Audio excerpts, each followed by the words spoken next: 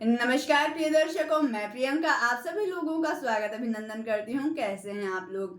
दर्शकों, आज हम लोग इस वीडियो के माध्यम से जानेंगे आने वाले 30 अप्रैल 2025 को शनिदेव का राशि परिवर्तन होने वाला है। इस राशि परिवर्तन से कौन कौन सी राशियां हैं जो शनिदेव के कुप्रभाव से ग्रसित होने वाली हैं और कौन कौन सी भी राशियां हैं जिनको शनिदेव की साढ़े साती से छुटकारा मिलने वाला है, उनको बड़ी राहत मिलने वाली है।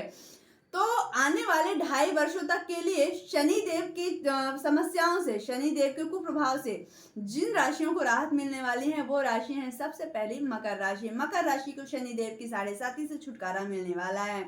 यानी पिछले समय में आप जितने ज्यादा फाइनेंशियल स्ट्रगल फेस कर रहे थे, फाइनेंशियल चैलेंजेस आप फेस कर रहे थे, जितना ज्यादा रिश्तों में तनाव हुआ है, लड़ाई झगड़ा, मानसिक चिंता, डिप्रेशन, डिटैचमेंट स्ट्रगल जितना आपको फेस करना पड़ा है, अब इन सभी चीजों से आपको बड़ी राहत मिलने वाली है। तो सबसे पहले वो लकी राशि है मकर राशि, जिसको साढ़े साती से छुटकारा मिलने वाला है। दूसरी राशि है कर्क राशि।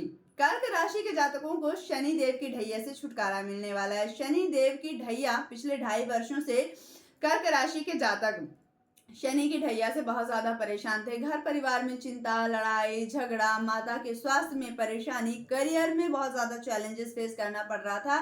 रोग, ऋण, शत्रु काफी हद तक परेशान होंगे, बहुत परेशान किए होंगे, बहुत ज्यादा मानसिक चिंता, बहुत ज्यादा डिप्रेशन में रहे होंगे आप, बहुत ओवर थिंकिंग रही होगी। अब आपको कर्क राशि के जातकों को इन सभी चीजों से बड़ी राहत मिलने वाली है। अगली राशि है वृश्चिक राशि। वृश्चिक राशि को भी शनि की ढैया से छुटकारा मिलने वाला है। वृश्चिक राशि के जातकों को भी पिछले समय में जितनी भी परेशानियों का सामना करना पड़ा है, उन सभी परेशानियों से अब छुटकारा मिलने वाला है। तो अब आइए जानते हैं कि ऐसी कौन सी राशियां हैं जिन पर साढ़े साती प्रारंभ हो रही है और जिन पर ढैया प्रारंभ हो रही है। तो पहली राशि है मेष राशि। मेष राशि पर शनि की साढ़े साती का पहला चरण प्रारंभ होने वाला है और सिंह राशि और धनु राशि पर शनि की ढैया प्रारंभ होने वाली है। मेष राशि पर साढ़े साती का पहला चरण रहेगा, मीन राशि पर साढ़े साती का दूसरा चरण रहेगा, कुंभ राशि पर साढ़े साती का तीसरा चरण रहेगा और वहीं पर सिंह राशि और धनु राशि पर साढ़े साती नहीं, सिंह राशि और धनु राशि पर ढैया का प्रभाव रहेगा, शनि की ढैया का प्रभाव रहेगा। तो इस समय क्या फल मिलने वाले हैं? तो मेष राशि के जातकों को सबसे पहले सावधान रहना है। मन में विकार उत्पन्न हो सकते हैं, काम, क्रोध, मद, मोह, लोभ, अहंकार उभर सकते हैं।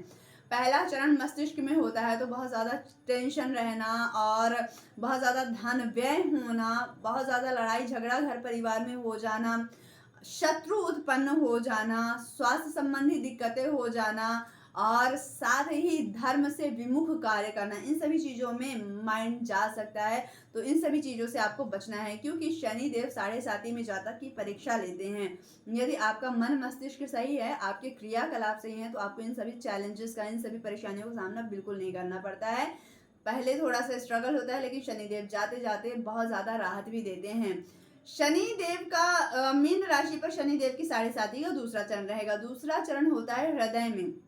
हृदय में यानी कि अपनों से वियोग, अपनों का समय पर साथ ना मिलना, आपका अपना कौन है, आपका जो अपनों के रूप में बैठे हुए हैं वो कितने आपके अपने हैं, कितने पराए हैं, ये शनि देव के साढ़े साती के दूसरे चरण में पता लग जाता है। क्योंकि कई बार ऐसे काम हो जाते हैं जब आपको अपनों की जरूरत पड़ती है और उसी समय पर वो साथ आपका बिल्कुल नहीं देते हैं।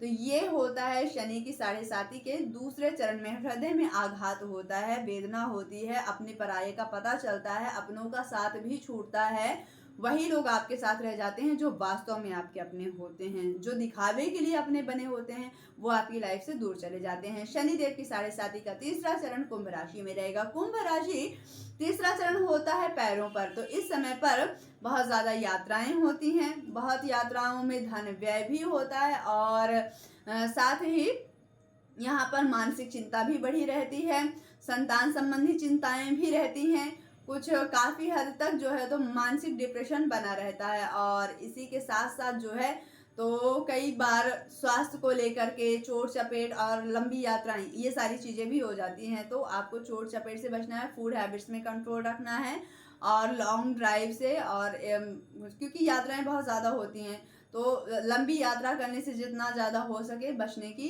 ज़रूरत होती है। अब शनि की ढैया का प्रभाव सिंह राशि और धनु राशि पर रहेगा। तो इस समय पर विशेष सिंह राशि के जातकों को अपने दाम्पत्य जीवन में विशेष ध्यान रखने की जरूरत पड़ेगी। साथ ही अपने फ्रेंड सर्कल में बहुत ज्यादा ध्यान रखना, क्योंकि यहाँ पर फ्रेंड सर्कल से थोड़ा सा अलगाव वाली स्थिति भी बन जाती है। तो इसलिए जो है तो फ्रेंड सर्कल में खास तौर पर ध्यान रखना है, फ्रेंड सर्कल से अलगाव ना हो।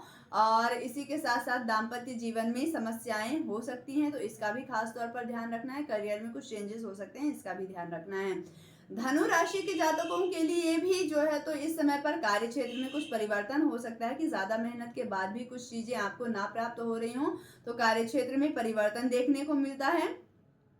और साथ ही चौथे होता है, क्योंकि धनु राशि से चौथे रहेंगे शनिदेव और सिंह राशि से आठवें रहेंगे।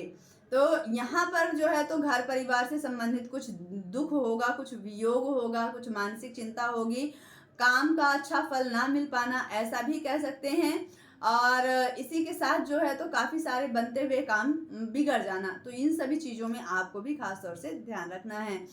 दर्शकों, ये तो हो गया गोचर का फल। अब इसके साथ साथ शनिदेव आपकी जन्म कुंडली में किस स्थिति में है, ये बहुत ज्यादा मैटर करता है। तो समय समय पर अपनी जन्म कुंडली का अवलोकन करवाते रहना बहुत ज्यादा जरूरी होता है। तो अपनी जन्म कुंडली का परामर्श आप हमारे द्वारा प्राप्त कर सकते हैं। स्क्रीन पर दिए गए नंबर पर कॉल करके आप हमसे संपर्क कर सकते हैं। मिलते हैं अगले वीडियो में, तब तक के लिए प्यार भरा नमस्कार।